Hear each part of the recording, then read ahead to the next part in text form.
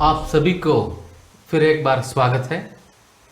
तो आज हम अभिनव मनुष्य पद्य पाठ के अभ्यास भाग को देखेंगे।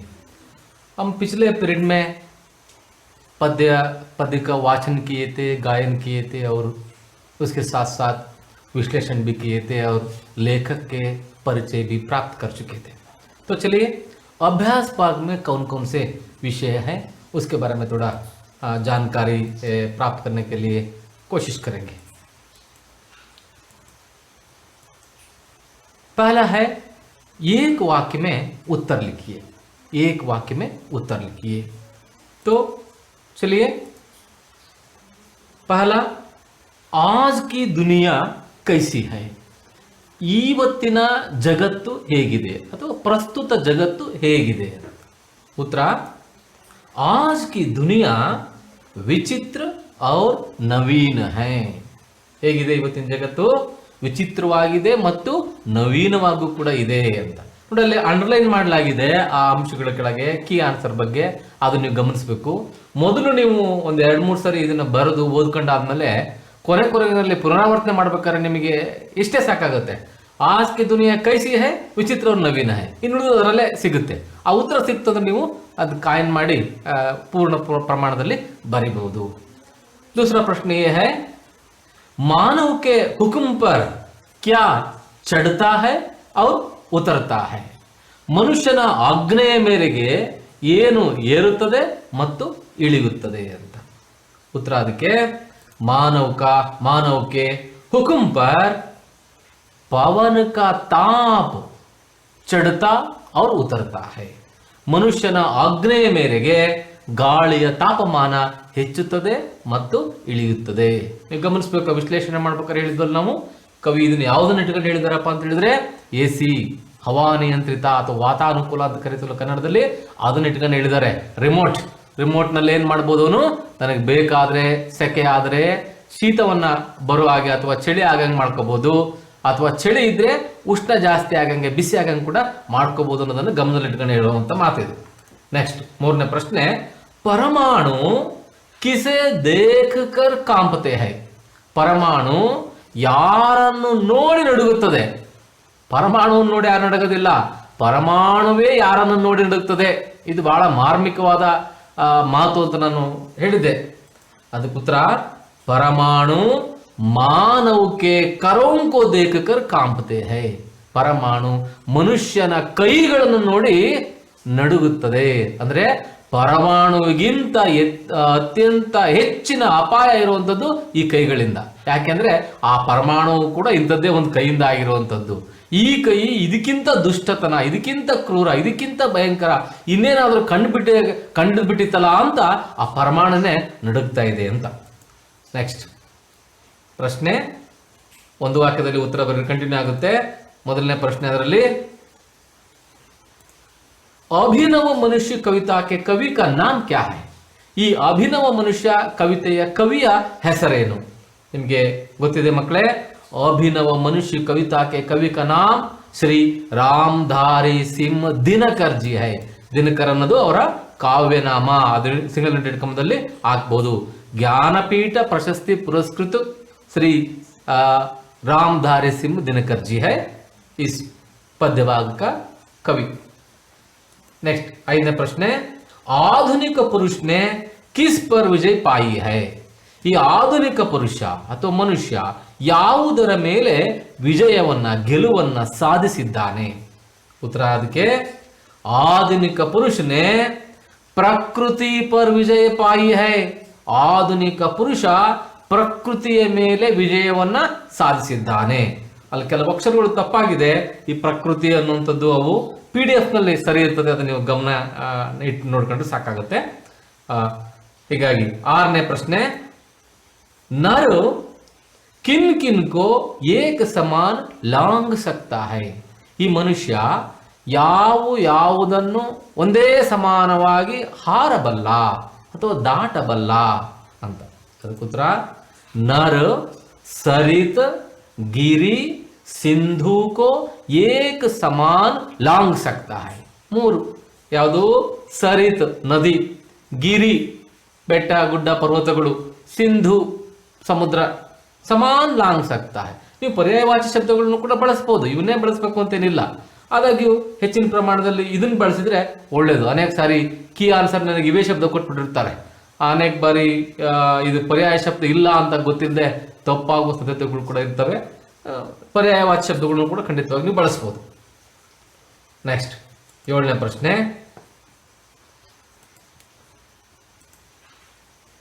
आज मनुष्य का यान कहां जा रहा है. ಇಂದು ಮನುಷ್ಯನ ಯಾನ ಅಂದ್ರೆ ಪ್ರಯಾಣ, ಕಹಾ ಎಲ್ಲಿಗೆ, ಜಾರಹ ಹೈ ಹೋಗುತ್ತಿದೆ. ಮನುಷ್ಯನ ಪ್ರಯಾಣದ ಗುರಿ ಯಾವುದಾಗಿದೆ ಇವತ್ತು ಅಂತ. ಆಜ್ ಮನುಷ್ಯ ಕಾ ಯಾನ್ ಗಗನ ಮೇ ಜಾ ರಹಾ ಹೈ. ಗಗನದಲ್ಲಿ, ಆಕಾಶದಲ್ಲಿ ಅಥವಾ ನಭೋಮಂಡಲದಲ್ಲಿ ಹೋಗ್ತಾ ಇದೆ. 8ನೇ ಪ್ರಶ್ನೆ.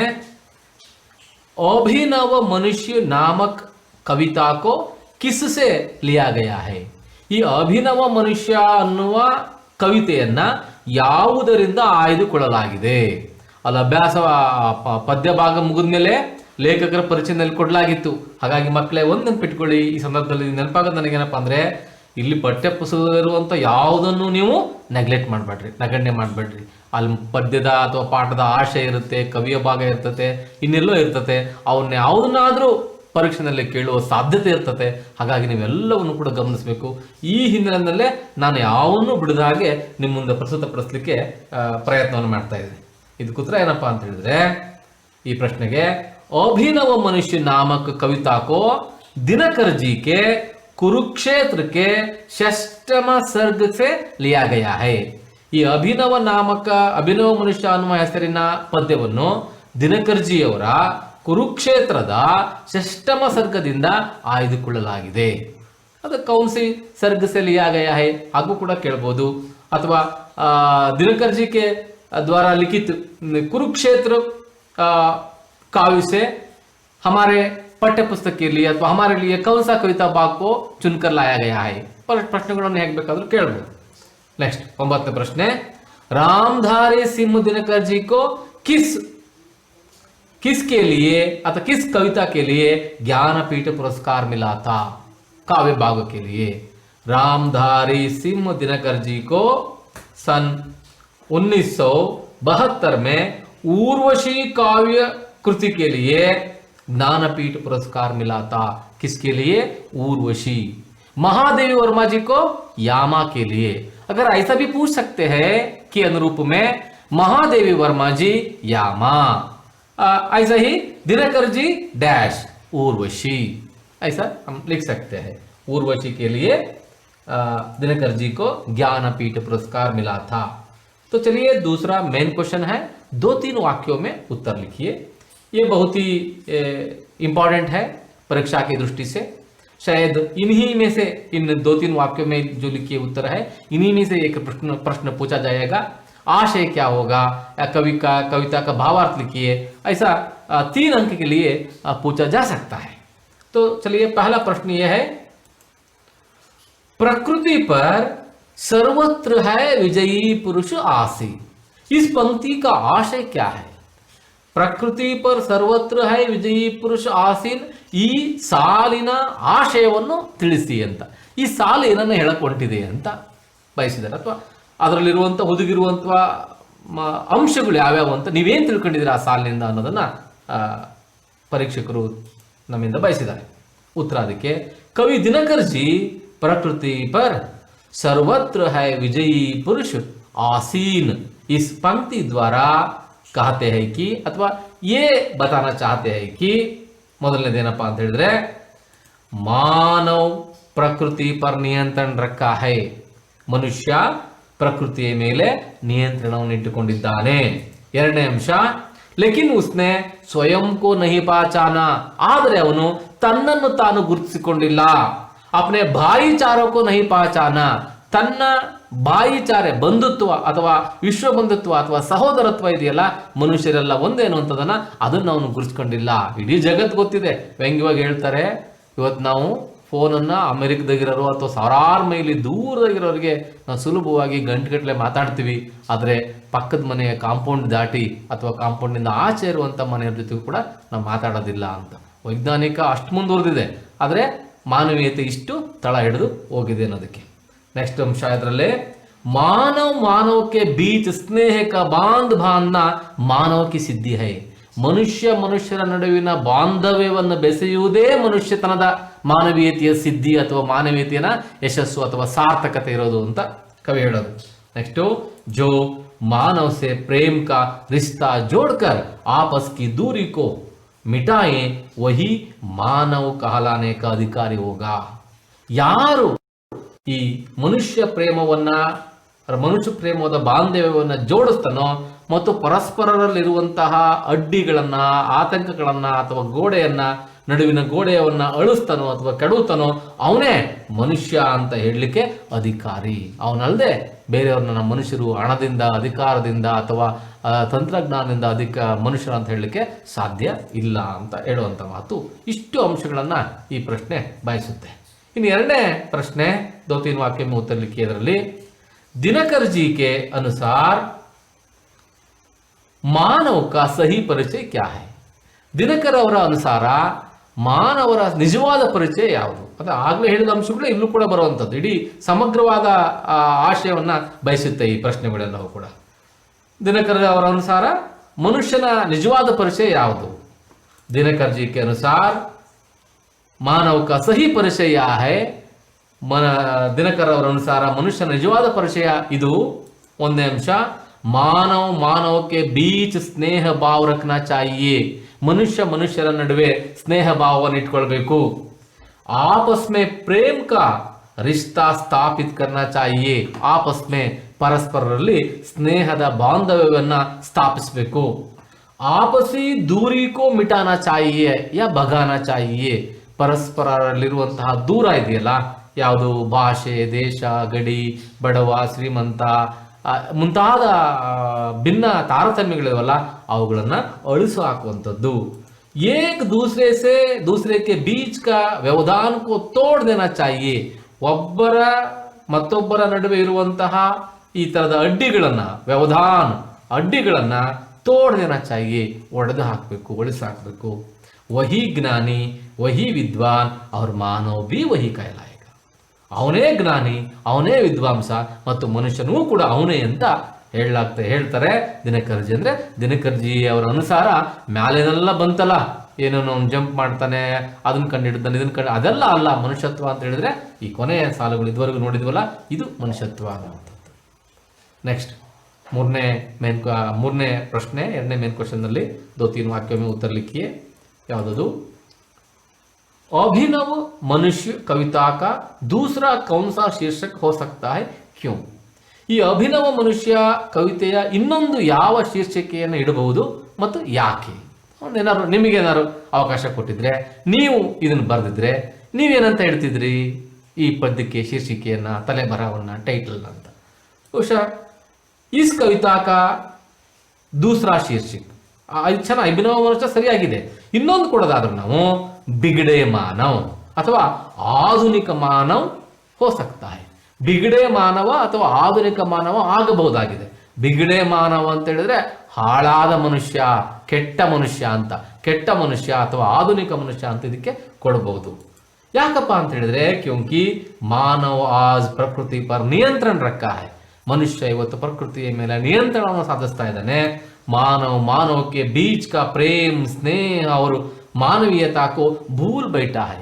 ಮನುಷ್ಯರ ನಡುವಿನ ಪ್ರೇಮ, ಸ್ನೇಹ ಮತ್ತು ಮಾನವೀಯತೆಯನ್ನ ಮರೆತು ಕೂತ್ಕೊಂಡಿದ್ದಾನೆ. ಹಾಗಾಗಿ ಅವನನ್ನ ಬಿಗಡೆ ಮಾನವ ಅಂತ ಕರಿಬಹುದು, ಇಲ್ಲ ಆಧುನಿಕ ಮಾನವ ಅಂತ ಕರಿಬಹುದು, ಇಲ್ಲ ಅಭಿನವ ಮನುಷ್ಯ ಅಂತಲೂ ಕೂಡ ಕರಿಬಹುದು. ಇವಿಷ್ಟು ಬಹಳ ಮುಖ್ಯವಾದ ಪ್ರಶ್ನೆಗಳು. ಇನ್ನೊಂದು 4ನೇ ಮುಖ್ಯವಾದ ಪ್ರಶ್ನೆ ಬಹುಶಃ ಇದು ಅಭ್ಯಾಸ ಭಾಗದಲ್ಲಿ ಇಲ್ಲ. ಈ ಪ್ರಶ್ನೆಯನ್ನು ಕೇಳೋ ಸಾಧ್ಯತೆಗಳು ಜಾಸ್ತಿ ಇದೆ. ಯಾವುದದು? 4ನೇದು, ಅಭಿನವ ಮನುಷ್ಯ ಕವಿತಾ ದ್ವಾರ कवि क्या संदेश दिया है. अथवा रामधारी सिंह दिनकर जी अभिनव मनुष्य के द्वारा, अभिनव मनुष्य पद्य के द्वारा क्या बताना चाहते हैं, क्या कहना चाहते हैं, अथवा क्या संदेश देना चाहते हैं. ಈ ತರ ಪ್ರಶ್ನೆಗಳನ್ನು ಬದಲಾಯಿಸಬಹುದು. ಉತ್ತರ ಅದಕ್ಕೆ ಹೀಗಿದೆ: कवि दिनकर जी इस कविता द्वारा यह संदेश देना चाहते हैं, ಕವಿ ದಿನಕರ್ ಅವರು ಈ ಕವಿತೆಯ ಮೂಲಕ ಈ ಸಂದೇಶವನ್ನು ನೀಡಲು ಬಯಸಿದ್ದಾರೆ. ಕಿ ಏನಪ್ಪಾ ಅಂತ ಹೇಳಿದ್ರೆ ನೋಡಿ, ಈ ತರದ ಪಾಯಿಂಟ್ಸ್ ಹಾಕಿ ಬರೆಯದೆ ಬೆಟ್ರು ಅಂತ ಅನ್ಸುತ್ತೆ. ನಾನು ಹಾಗೇನೆ ಹೇಳ್ಕೊಟ್ಟಿದ್ದೀನಿ, ನಮ್ಮ ಇಲ್ಲೂ ಹಂಗೆ ಇದೆ, ನೀವು ಹಂಗೆ ಬರ್ಕೊಳ್ಳೋದು ಬೆಟ್ರು. ಮೊದಲನೇ ಅಂಶ, आज के मानव ने प्रकृति के हर तत्व पर विजय प्राप्त कर ली है. ಇಂದಿನ ಮನುಷ್ಯ ಪ್ರಕೃತಿಯ ಪ್ರತಿಯೊಂದು ತತ್ವದ ಮೇಲೆ ವಿಜಯವನ್ನ ಸಾಧಿಸಿದ್ದಾನೆ, ಪಡೆದುಕೊಂಡಿದ್ದಾನೆ. ಲೇಕಿನ್ ಉಸ್ನೆ ಸ್ವಯಂ ಕೋ ನಹಿ ಪಾಚಾನ, ಆದರೆ ಅವನು ತನ್ನನ್ನು ತಾನು ಅರ್ಥ ಮಾಡ್ಕೊಳ್ಳಿಲ್ಲ. ತನ್ನ ಒಳಗನ್ ಬಿಟ್ಟು ಇನ್ನೆಲ್ಲ ಕಡೆಗೆ ಹುಡುಕಿದವನು, ಹುಡುಕದೆಲ್ಲ ಹೊರಗೆ. ಆದರೆ ತನ್ನ ಬಿಟ್ಟು ಒಂದು ವಚನದಲ್ಲಿ ಬರುವಂಥದ್ದು ಏನಪ್ಪ ಅಂದರೆ, ಮಣ್ಣ ಬಿಟ್ಟು ಮಡಕೆ ಇಲ್ಲ, ತನ್ನ ಬಿಟ್ಟು ದೇವರಿಲ್ಲ ಅಂತ. ತನ್ನೊಳಗೆ ಇರುವಂಥ ಚೈತನ್ಯವನ್ನ, ಆತ್ಮವನ್ನ, ಭಗವಂತನ ಬಿಟ್ಟು ನಾವು ಊರೆಲ್ಲ ಬೇರೆ ಬೇರೆ ಕಡೆ ಹುಡುಕಾಡ್ತೀವಲ್ಲ, ಅದನ್ನೇ ಇಲ್ಲಿ ಕೂಡ ಹೇಳಿರೋದು. ಹಾಗಾಗಿ ಸ್ವಯಂ ಕೋ ನಹಿ ಪಹಚಾನ, ಅಪ್ನೆ ಭಾಯಿಚಾರಕ್ಕೂ ನಹಿ ಸಮಜಾ. ಮುಂದಿನ ಅಂಶ, ಮಾನವಕ್ಕೆ ಬೀಚ್ ಸ್ನೇಹ ಕ ಬಾಂಧನ ಮಾನವಕ್ಕೆ ಸಿದ್ಧಿ ಹೈ. ಮನುಷ್ಯರ ನಡುವಿನ ಸ್ನೇಹದ ಸೇತುವೆಯನ್ನ ಬಾಂಧನ ಬೆಸೆಯುವುದು ಮನುಷ್ಯನ ಸಿದ್ಧಿ ಅಥವಾ ಮನುಷ್ಯನ ಸಾರ್ಥಕವಾದ ಕೆಲಸ. ಅದೇ ಮನುಷ್ಯನ ಗುಣ ಅಂತ. ಕೊನೆಯ ಅಂಶ, ಜೋ मानव से प्रेम का रिश्ता जोड़कर आपस की दूरी को मिटाए वही मानव कहलाने का अधिकारी होगा. ದಿನಕರ್ ಜಿ ಅವರ ಅನುಸಾರ ಯಾರಪ್ಪ ನಿಜವಾದ ಮನುಷ್ಯ ಅಂದ್ರೆ, ಜೋ ಮಾನವ್, ಯಾವ ಮನುಷ್ಯ, ಪ್ರೇಮ್ ಕ ರಿಶ್ತಾ ಜೋಡ್ಕರ್, ಪ್ರೇಮದ ಬಾಂಧವ್ಯದ ಬೆಸ್ಕೆಯನ್ನು ಬೆಸೆದು, ಆಪಸ್ ಕಿ ದೂರಿಕೋ, ಪರಸ್ಪರ ದೂರವನ್ನ ಮಿಟಾಯಿ, ಹೋಗಲಾಡಿಸ್ತಾನೋ, ಅಳಿಸ್ತಾನೋ, ವಹಿ ಮಾನವ ಕಾಲೇಗ, ಅವನೇ ನಿಜವಾದ ಮನುಷ್ಯ, ಅವನೇ ಮನುಷ್ಯ ಅಂತ ಹೇಳ್ಕೊಳ್ಳಿಕ್ಕೆ ಅಧಿಕಾರಿ ಇರೋದು ಅವನೊಬ್ಬನಿಗೆ ಮಾತ್ರ ಅಂತ. ಇವಿಷ್ಟು 3-4 ವಾಕ್ಯಗಳಲ್ಲಿ ಉತ್ತರ ಬರೆಯಿರಿ. ಇನ್ನು ಭಾವಾರ್ಥಲಿಖಿ ಅಂತಲೂ ಕೂಡ ಇದನ್ನು ಕೇಳ್ಬೋದು. ಅದು ಹೀಗಿದೆ ನೋಡಿಲಿ. ಯಾವುದು, ಯಹ ಮನುಜ ಜೋ ಸೃಷ್ಟಿ ಕಾ ಶೃಂಗಾರ ಜ್ಞಾನ ಕಾ ವಿಜ್ಞಾನ ಕಾ ಆಲೋಕ ಕಾ ಆಗಾर व्योम से पाताल तक सब कुछ इसे है ज्ञे पर ना यह ಪರಿಚಯ ಮನುಜ ಕಾ ಯಹ ನಾ ಉಸ್ಕಾ ಶ್ರೇಯ ಅನ್ನುವಂಥ ಒಂದು ಪದ್ಯದ ಭಾಗ. ಆ ಭಾಗವನ್ನು ಕೊಟ್ಟು ಏನು ಕೇಳ್ತಾನೆ, ಭಾವಾರ್ಥಲಿಖಿ ಅಂತ ಕೇಳ್ತಾನೆ. ಅಂದರೆ ಅದರ ಸಾರಾಂಶ, ನೀವು ಏನು ಭಾವಿಸ್ಕೊಂಡಿದ್ದೀರಿ ಅದರಿಂದ, ಅಥವಾ ಕವಿ ಹಾಗೆ ಹೇಳಿದ್ದರ ಹಿನ್ನೆಲೆ ಏನಿರ್ಬೋದು ಅನ್ನೋದನ್ನ ನಿಮ್ಮಿಂದ ನಿರೀಕ್ಷೆ ಮಾಡಲಿಕ್ಕೆ ಕೇಳಲಾಗುತ್ತೆ. ಹಾಗೆ ಕೊಟ್ಟರೆ ನಾವೇನು ಮಾಡ್ಬೋದು, ಅದಕ್ಕೆ ಉತ್ತರ ಭಾವಾರ್ಥ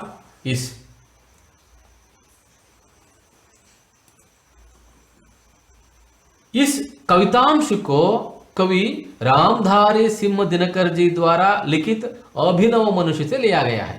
ಈ ಮೇಲ್ಕಂಡ ಕವಿತಾಂಶವನ್ನ ಕವಿ ರಾಮಧಾರಿ ಸಿಂಹ ದಿನಕರ್ ಅವರು ಬರೆದಂತಹ ಅಭಿನವ ಮನುಷ್ಯದಿಂದ ತೆಗೆದುಕೊಳ್ಳಲಾಗಿದೆ. ಆ ಮಾನವ ಸೃಷ್ಟಿ ಕಾ ಶೃಂಗಾರ ಬನಾ ಹೈ. ಇವತ್ತು ಮನುಷ್ಯ ಇಡೀ ಸೃಷ್ಟಿಯ ಶೃಂಗಾರ, ಕಿರೀಟ ಅಂತ ಹೇಳ್ಕೊಳ್ತಾನೆ. ಜ್ಞಾನ ವಿಜ್ಞಾನ ಅವರ ಆಲೋಕಕ ಆಗಾರ ಬನಾ ಹೈ. ಜ್ಞಾನದ ವಿಜ್ಞಾನದ ಆಲೋಕದ ಬೆಳಕಿನ ಆಧಾರವೇ ಆಗಿದ್ದಾನೆ. ವ್ಯೋಮ ಸೆ ಪಾತಾಳ ತಕ ಸಬ್ ಕುಚ್ ಜ್ಞಾನ ರಕ್ತಾ ಹೈ. ಆಕಾಶದಿಂದ ಪಾತಾಳದವರೆಗಿನ ಎಲ್ಲ ಜ್ಞಾನವನ್ನು ಅವನು ತಿಳ್ಕೊಂಡಿದ್ದಾನೆ. ಲೇಕಿನ್ ಆದರೆ ಮಾನವೀಯತಾಕೋ ಭೂಲ್ ಬೈಟಾ ಹೈ. ಮಾನವೀಯತೆಯನ್ನು ಮರೆತು ಕುಂತಿದ್ದಾನೆ. ಅತಃ ಕವಿ ಕಾತೆ ಹೇಗೆ ಅಂದ್ರೆ, ಹೀಗಾಗಿ ಕವಿ ಹೇಳ್ತಾರೆ ಕಿ ಮನುಜ ಕಾ ಸಹಿ ಪರಿಚಯ ಅವರ ಶ್ರೇಯ ಯಹ ನಹಿ ಹೈ. ಮನುಷ್ಯನ ನಿಜವಾದ ಪರಿಚಯ ಮತ್ತು ಯಶಸ್ಸು ಅಥವಾ ಗುರಿ ಇದಲ್ಲ ಅಂತ ಈ ಪದ್ಯದ ಮೂಲಕ ಕವಿ ಅಥವಾ ಈ ಪದ್ಯ ಭಾಗದ ಮೂಲಕ ಕವಿ ಹೇಳಲಿಕ್ಕೆ ಬಯಸಿದ್ದಾರೆ. ನೆಕ್ಸ್ಟ್ ಅಭ್ಯಾಸ ಭಾಗದಲ್ಲಿ ಮುಂದುವರೆದು, ಉದಾಹರಣೆ के अनुसार ತುಕಾಂತ शब्दों को पहचान कर लिखिए. ತುಕಾಂತ ಶಬ್ದ ಅಂದ್ರೆ ರೈಮಿಂಗ್ ವರ್ಡ್ಸ್, ಪ್ರಾಸಬದ್ಧ ಶಬ್ದಗಳು ಅಂತ. ಉಚ್ಚಾರಣೆ ಮಾಡ್ಲಿಕ್ಕೆ ಒಂದೇ ತರ ಕೇಳಿಸ್ತವೆ, ಆದ್ರೆ ಅರ್ಥ ಭಿನ್ನವಾಗಿರ್ತದೆ. ಉದಾಹರಣೆಗೆ ಒಂದು ಕೊಟ್ಟಿದ್ದಾರೆ, ನವೀನ್ ಆಸೀನ್ ಅಂತ. ಹಾಗೇನೆ ಭಾಪ್ ಅನ್ನೋದಕ್ಕೆ ಏನು ಬರೀಬೇಕು, ತಾಪ್ ಅಂದ್ರೆ ಈ ಪದ್ಯದಲ್ಲಿರುವಂಥದ್ದು. ಭಾಪ್ ತಾಪ್. ವ್ಯವಧಾನ್ ಸಮಾನ್. ಶೃಂಗಾರ ಆಗಾರ್. ಶ್ರೇಯ ಜ್ಞೇಯ ಅಥವಾ ಜ್ಞೇಯ ಶ್ರೇಯ. ಜೀತ್ ಪ್ರೀತ್. ಹೀಗೆ ಪದ್ಯದ ಮೂಲ ಲಕ್ಷಣವೇ ಈ ಪ್ರಾಸಬದ್ಧತೆ. ಗದ್ಯದಲ್ಲಿ ವ್ಯಾಕರಣ ಮುಖ್ಯ ಆದರೆ ಪದ್ಯದಲ್ಲಿ ಈ ಪ್ರಾಸ ಮುಖ್ಯ ಆಗುತ್ತೆ, ರೈಮಿಂಗ್ಸ್ ಮುಖ್ಯ ಆಗುತ್ತೆ. ನೆಕ್ಸ್ಟ್ ಮುಂದಿನ ವ್ಯಾಕರಣಾಂಶ, ಪಂಕ್ತಿಯ ಪೂರ್ಣ ಕೀಜಿ ಅಂತ ಇದೆ. ಸಾಲುಗಳನ್ನು, ಆ ಪಂಕ್ತಿಯ ಸಾಲುಗಳನ್ನು ಆಜ್ ಕಿ ದುನಿಯಾ ಡ್ಯಾಶ್ ನವೀನ್ ವಿಚಿತ್ರ ನವೀನ್. ಹಾಗೇನೆ ಪ್ರಕೃತಿ ಡ್ಯಾಶ್ ವಿಜಯಿ ಆಸೀನ್ ಅಂತ ಇದೆ. प्रकृति पर सर्वत्र है विजयी पुरुष आसीन, है ಬಂಧೆ ನರಕೆ ಕರೋಮೆ ವಾರಿ ವಿದ್ಯುತ್ ಬಾಪ್. ಇವೆಲ್ಲ ಪದ್ಯದ ಸಾಲುಗಳು. ನಡುವಿನ ಶಬ್ದವನ್ನು ತೆಗೆದು ನಿಮಗೆ ಎಷ್ಟು ಮಟ್ಟಿಗೆ ನೀವು ತಿಳ್ಕೊಂಡಿದ್ರಿ ಅಂತ ಪರೀಕ್ಷೆ ಮಾಡಲಿಕ್ಕೆ ಕೊಟ್ಟಿರುವಂಥ ಸಾಲುಗಳು. ಹುಕುಂ ಪರ್ ಚಡ್ತಾ ಉತರ್ತಾ ಹೈ ಪವನ್ ಕಾ ತಾಪ್. ನೆಕ್ಸ್ಟ್ ಪರ್ಯಾಯವಾಚಿ ಶಬ್ದ ಲಿಖಿಯೇ, ಅಂದ್ರೆ ಸಮನಾರ್ಥಕ ಶಬ್ದವನ್ನು ಬರೆಯಿರಿ. ಒಂದೇ ಅರ್ಥವನ್ನು ಕೊಡುವಂಥ ಅನೇಕ ಶಬ್ದಗಳನ್ನು ನಾವು ಬಳಸ್ತೀವಿ, ಅದಕ್ಕೆ ಪರ್ಯಾಯವಾಚಿ ಶಬ್ದ ಅಂತ ಕರಿತೀವಿ. ಉದಾಹರಣೆಗೆ ದುನಿಯಾ ಅಂತ ಇದೆ, ಇದರ ಸಮನಾರ್ಥಕ ಶಬ್ದಗಳು ಯಾವ್ಯಾವು? ಸಂಸಾರ್, ಜಗತ್, ವಿಶ್ವ. ಇನ್ನು ಕನ್ನಡದಲ್ಲೂ ಕೂಡ ಬೇಕಾದಷ್ಟು ಶಬ್ದಗಳನ್ನ ಹೇಳ್ತಾರೆ. ಸಂಸಾರ, ಜಗತ್ತು, ವಿಶ್ವ, ಪ್ರಪಂಚ, ಭೂಮಿ, ಇನ್ನು ಮುಂತಾದ ಶಬ್ದಗಳನ್ನು ಕೂಡ ಹೇಳ್ತಾರೆ. ಇಷ್ಟು ಶಬ್ದಗಳನ್ನ ಗಮನಿಸಬಹುದು. ವಿಚಿತ್ರ ಅಂದ್ರೆ ಅಜೀಬ್, ಗಜಬ್. ಕನ್ನಡದಲ್ಲೂ ಕೂಡ ಅಷ್ಟೇ. ವಿಚಿತ್ರ ಅಂತ ಹೇಳಿದ್ರೆ ನಿರೀಕ್ಷೆ ಮಾಡದೇ ಇರುವಂತಹ ಅಥವಾ ನಿರೀಕ್ಷಿಸದಕ್ಕಿಂತ ಭಿನ್ನವಾಗಿರುವ ಅಂತ ವಿಚಿತ್ರ. ಚಿತ್ರಣ ಅಂದ್ರೆ ನಮ್ಮ ಕಣ್ಮುಂದೆ ಇಂಥದ್ದೊಂದು ಏನೋ ಒಂದು ಆಲೋಚನೆ ಬಂದಾಗ ಹಿಂಗಿರ್ಬೋದು ಅಂತ ಇರುತ್ತೆ. ಆದರೆ ಆ ನಿರೀಕ್ಷೆಯನ್ನು ಮೀರಿದ ಘಟನೆಗಳು ನಡೆದೋದ್ರೆ ಅದನ್ನ ಏನಂತ ಕರಿತೀವಿ? ಅಜೀಬ್ ಸಿ ಅಥವಾ ಗಜಬ್ ಕಿ ಬಾತ್, ಯಾ ವಿಚಿತ್ರ ಅಂತ ಕರಿತೀವಿ. ನೆಕ್ಸ್ಟ್ ನವೀನ್. ನವೀನ್ ಅಂದ್ರೆ ನಯ, ನಾವು, ನಯಿ, ಹೊಸ ಅಂತ ಕನ್ನಡದಲ್ಲಿ ಹೇಳ್ತೀವಲ್ಲ, ನವೀನ್, ಹೊಸ. ನೆಕ್ಸ್ಟ್ ನರ್. ನರ ಅನ್ನೋದಕ್ಕೆ ಪುರುಷ, ಆದ್ಮಿ ಅಂದ್ರೆ ಪುರುಷ. ಕನ್ನಡದಲ್ಲೂ ಕೂಡ ನರ, ಮಾನವ, ನರ ಅಂತ ಬಳಸ್ತೀವಿ ನಾವು, ಆದ್ಮಿ. ಕರ್. ಕರ್ ಅಂದ್ರೆ ಹಾತ್, ಅಸ್ತ್ ಎರಡು. ಹಾತ್ ಅಂದ್ರು ಅದನ್ನೇ, ಹಸ್ತ ಅಂದ್ರು ಅದನ್ನೇ, ಕರ್ ಅಂದ್ರು ಕೂಡ ಅದನ್ನೇ. ನೆಕ್ಸ್ಟ್ ಆಗಾರ್, ಖಜಾನಾ, ಘರ್, ಗೃಹ, ಆಲಯ್, ಮಕಾನ್ ಅಂದ್ರೆ ಮನೆ, ಭಂಡಾರ, ಖಜಾನೆ. ಅಂದ್ರೆ ಒಂದು ಕಡೆಗಿರುವಂತ, ಹೇರಳವಾಗಿರುವಂತ ಅನ್ನೋದಕ್ಕೆ ಆಗಾರ್ ಅಂತ ಬಳಸ್ತೀವಿ. ನೆಕ್ಸ್ಟ್ ಅಭ್ಯಾಸ ಭಾಗದಲ್ಲಿ ವಿಲೋಮ ಶಬ್ದಗಳು. ವಿಲೋಮ ಅಂದ್ರೆ ವಿರುದ್ಧಾರ್ಥಕ ಶಬ್ದಗಳು. ಒಂದು ಅರ್ಥಕ್ಕಿರುವ ಅರ್ಥವನ್ನು ಕೊಡುವಂತ ಶಬ್ದಕ್ಕೆ ವಿರುದ್ಧ ಅರ್ಥವನ್ನು ಕೊಡುವಂತ ಶಬ್ದವನ್ನ ಹೇಳುವಂಥದ್ದು ವಿರುದ್ಧಾರ್ಥಕ. ಆದ್ರೆ ಅನ್ಯಲಿಂಗ ವಿರುದ್ಧಾರ್ಥಕ ಶಬ್ದ ಆಗೋದಿಲ್ಲ. ತಂದೆಗೆ ವಿರುದ್ಧ ತಾಯಿ ಅಲ್ಲ, ಅದು ಅನ್ಯಲಿಂಗವೇ ಹೊರತು ವಿರುದ್ಧ ಶಬ್ದ ಅಲ್ಲ ಅದು. ಇಲ್ಲಿ ನೋಡಿ, ಇಲ್ಲಿ ಆಜ್ ಅಂತ ಇದೆ. ಆಜ್ ವಿರುದ್ಧ ಶಬ್ದ ಏನು? ಕಲ್. ಆಜ್ ಇಂದು, ಕಲ್ ನಾಳೆನೂ ಹೌದು, ನೆನ್ನೆನೂ ಕೂಡ ಹೌದು.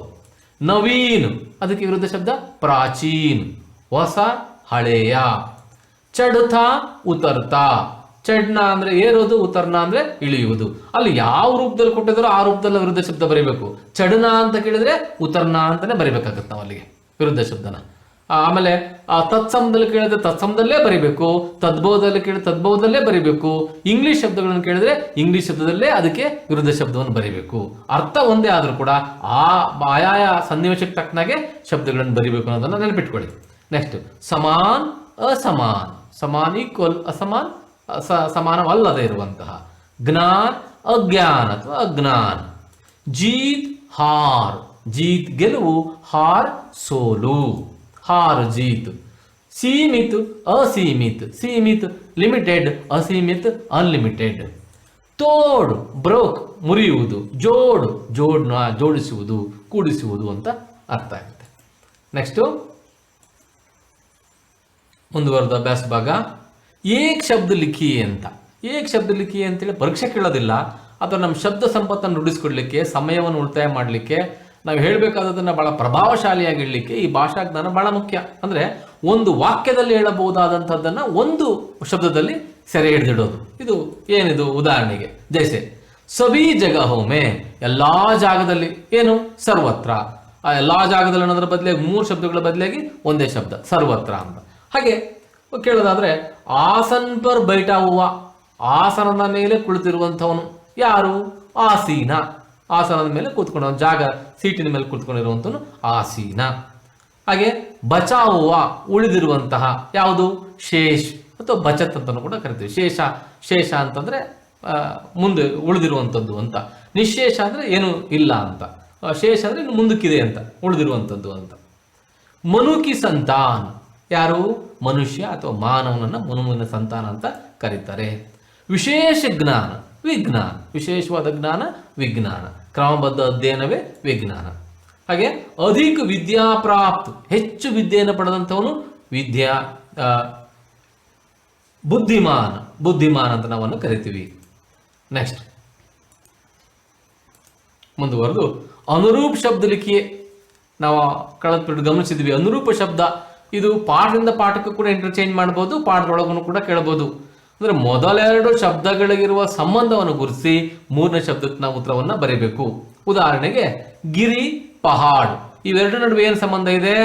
ಗಿರಿ ಅಂದ್ರೂ ಒಂದೇ, ಪಹಾಡ್ ಅಂದ್ರೂ ಒಂದೇ. ಅಂದ್ರೆ ಸಮಾನಾರ್ಥಕ ಶಬ್ದ ಅಥವಾ ಪರ್ಯಾಯ ಶಬ್ದವನ್ನು ಹೇಳಲಾಗಿದೆ. ಹಾಗಾದ್ರೆ ವಾರಿಗೆ ಏನು? ವಾರಿಗೆ ಜಲ್ ಅಥವಾ ನೀರಂತನೂ ಅನ್ಬೋದು, ಪಾನೆ ಅಂತನೂ ಕೂಡ ನೀವು ಹೇಳ್ಬೋದು. ನೀರಂತನೂ ಕೂಡ ಹಿಂದಿನಲ್ಲಿ ಬಳಸ್ತಾರೆ. ಎರಡನೇದು ಪವನ್, ಅದಕ್ಕೇನಂತ ಕೊಟ್ಟಿದ್ದಾರೆ? ವಾಯು. ಇಲ್ಲೂ ಅದೇ, ಅಂದ್ರೆ ಸಮಾನಾರ್ಥಕ ಶಬ್ದನೇ ಇದೆ. ವಾಯು ಅಂದ್ರೂ ಒಂದೇ, ಪವನ್ ಅಂದ್ರೂ ಕೂಡ ಒಂದೇ. ಹಾಗಾದ್ರೆ ಸಿಂಧು ಅನ್ನೋದಕ್ಕೆ ಏನು ಬರೀತೀರಿ ನೀವು?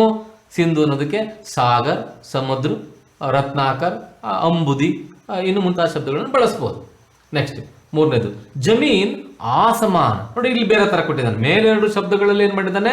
ಸಮಾನಾರ್ಥಕ ಶಬ್ದ ಕೊಟ್ಟಿದ್ದಾನೆ. ಇಲ್ಲೇನ್ ಮಾಡಿದ್ದಾನೆ? ವಿರುದ್ಧಾರ್ಥಕ ಶಬ್ದ ಕೊಟ್ಟಿದ್ದಾನೆ. ಭೂಮಿ, ಆಕಾಶ. ಆಗ ಆಸಮಾನ, ಆಕಾಶ.